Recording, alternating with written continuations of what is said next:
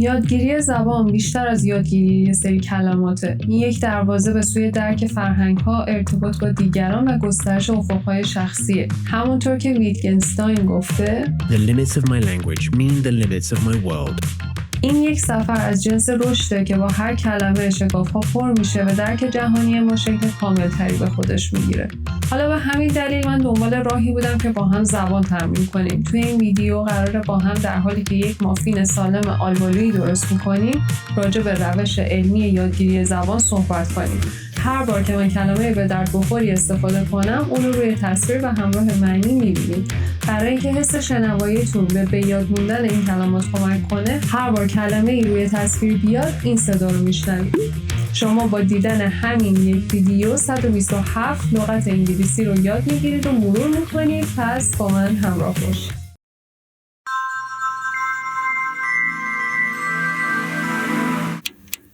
Okay, I'm gonna switch to English because we said we wanted to practice, and I just gave myself a haircut and I don't think I did a good job, so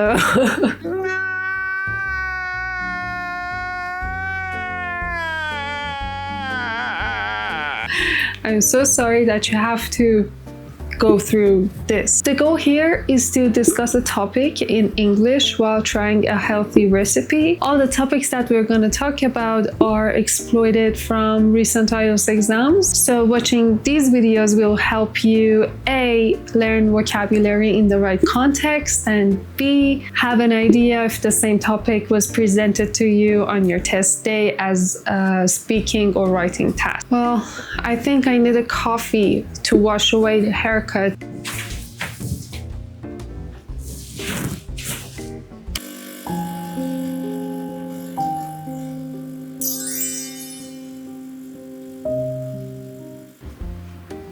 be honest, I did not want to take the time and search around to find a recipe that included boiled cherries, so we're gonna get my iPad. What I wanna do today is to ask my good friend ChatGPT to give me a recipe that includes boiled cherries.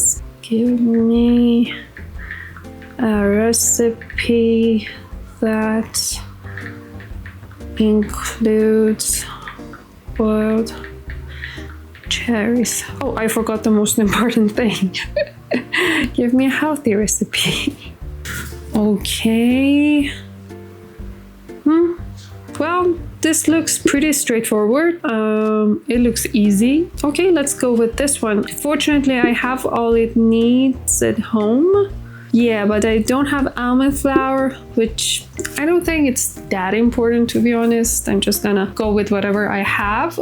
Since I do not have quinoa or oat flour or any other kind of flour at home, I'm gonna make myself. 2 hours later. You can see the consistency. Yeah. Okay, that was weird. While I'm getting the things I need for this recipe, let me tell you about the topic that I would like to discuss with you today. If you research the scientific way to learn a language, a bunch of things come up. Luke's English podcast has done an episode on it.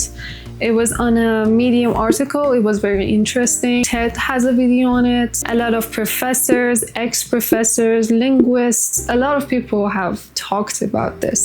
I'm gonna give you a summary of all the content that is out there, and I have also done some more research and read some more articles, and I'm gonna give you the bottom line. But I'm gonna tell you the most important thing in the beginning right now. Okay, we have a guest here. Salam.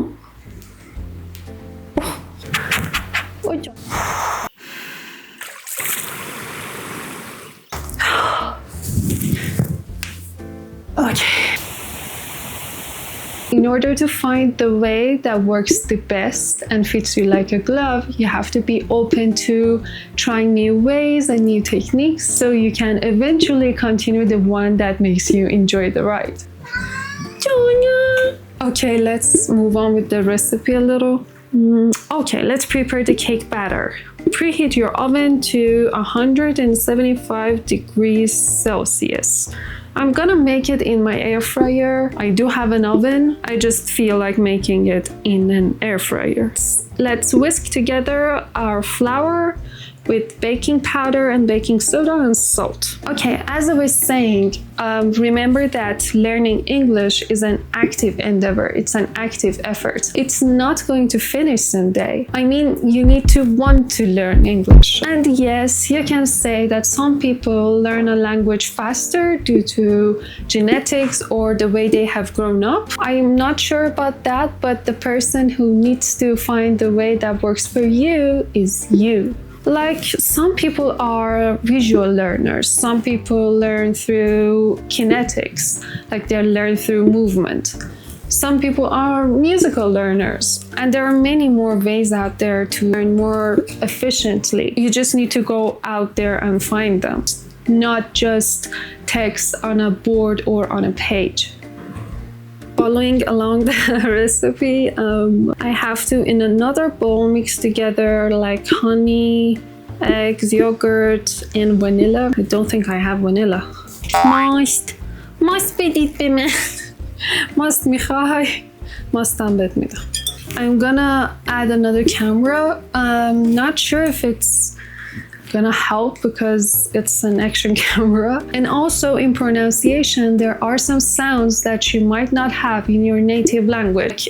The TH sound in the beginning of the word thoughts, think, like the word healthy. You could say that most of the research that is out there focus on the cognitive process of language learning, which basically means the way that your brain learns a language rather than a prescription on how to acquire a language.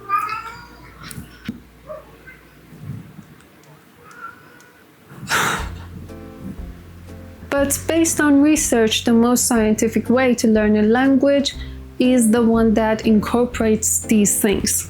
The recipe says that I need 2 large eggs. I'm not sure if my eggs are large, but I think they are standard size. I just felt like I needed to boil my cherries a little bit more. Oh, don't forget to put aside some boiled cherries for garnish. Oh, I forgot the salt. And yes, I'm eyeballing everything. I just added the honey to my wet mix and I'm gonna whisk them all together, and then I'm gonna slowly add the wet ingredients to the dry ingredients. What? To the dry ingredients. Yeah. The first thing you should focus on is immersive learning, which means creating an immersive environment that allows you to learn a language like a child. This technique stimulates the neural reward pathways. This can be achieved through changing the setting on your mobile phone, consuming a lot of media in the target language, and joining language groups. Studies show that listening to a language, even passively, can help learners distinguish and retain sounds, which helps pronunciation and fluency over time. This passive technique, combined with active comprehension tasks like watching these videos and listening to podcasts, could potentially strengthen cognitive processing.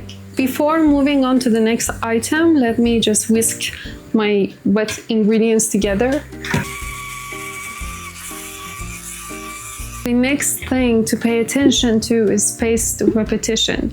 This is important since memory retention is enhanced through spaced repetition, which is where information is transferred into long-term memory. Third system use this method to improve your vocabulary effectively. I boiled my cherries a bit more, about I think 15 minutes maybe. I'm just gonna go with this. All the bakers are screaming at me right now, but yeah, this is the consistency that I have. I still left some chunks in there. I'm hoping that they will taste good. I'm simply gonna add the... Oh, is it too hot? I think it's too hot. I think I need to wait for it to cool down. Okay. I have some time to rest. Moving on to the next item. Learning a language in the right context. Bam! Meaning that the grammar system and the vocabulary are part of a greater system. For instance, you can read articles and see how the language works there and what it really means within that context. And last but not least, the learning language through interaction. You might need to spend a little money on this one if you don't have a friend that could potentially help you out. You might need to register for classes or you can purchase apps. But I know a few AI tools that you could have conversation with. Interaction consolidates the learning by forcing the brain to recall and apply language in the context. Engaging in dialogues, role-playing, and language exchanges are crucial for reinforcing both vocabulary and grammar. Okay, I think my cherries are kind of cold. I just don't want to boil my eggs. Now all my wet ingredients are here. I'm just gonna whisk it a couple more minutes. So the recipe says that now I need to mix my wet and dry ingredients together and stir well until combined. I'm gonna move you closer. These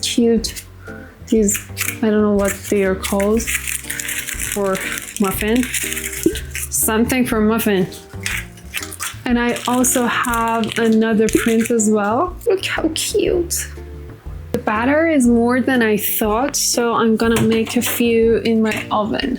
Actually, it's kind of nice we could compare which one is better, oven or air fryer. I'm gonna give you some small but game-changing advice. Be willing to make mistakes. Don't set unrealistic goals like speaking like a native speaker. Nobody expects you to speak like a native speaker because you're not a native speaker.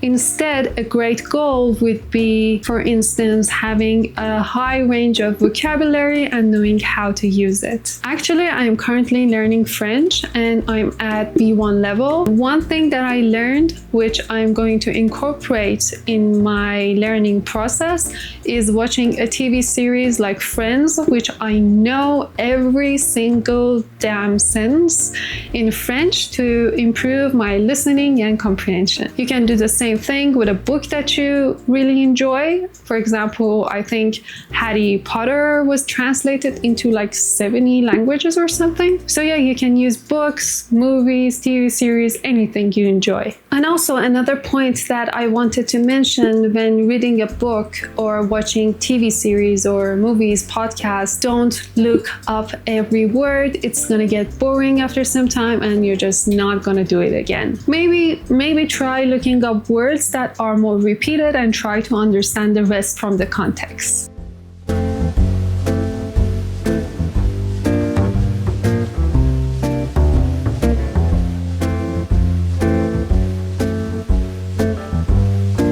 For my last advice, don't forget the importance of writing, because that's the way you can use the patterns you learned to produce language. Again, if there's someone who can correct these writings, great. If not, use Grammarly. And if you hit a dead end while writing and you have no idea what you write, you can use ChatGPT or Google Translate to boost you. Back to our cake. The oven batch is there, the air fryer batch is here, and ChatGPT said that I have to wait until a toothpick inserted into the center of the cake comes out clean. Obvious. And it says to bake for 25 to 30 minutes, but it differs from oven to oven, air fryer to air fryer, to be honest, even if you put it on the same degree. So I'm just gonna do the toothpick thing to make sure it has cooked. And then I have to let it cool for 10 minutes. Are you into topping on cakes? I do have some Greek cheese. 2 hours later.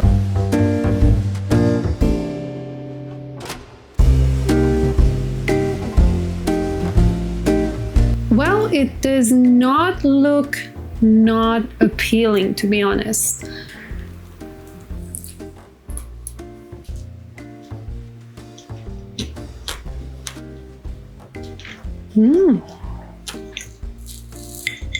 It's actually nice.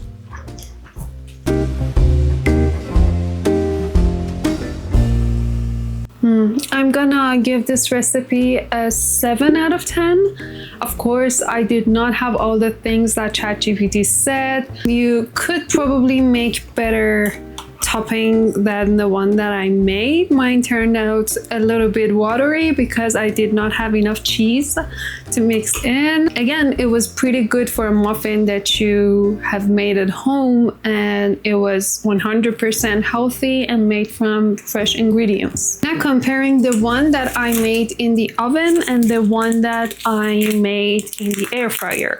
Let me tell you which one is better.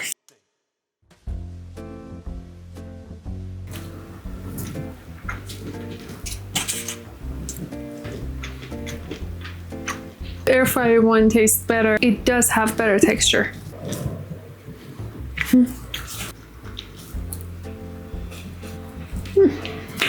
Anyway, regarding our topic, I think I have covered a good summary of all the content I watched, read, and learned so far. And yeah, I guess that's that. That was such a coincidence.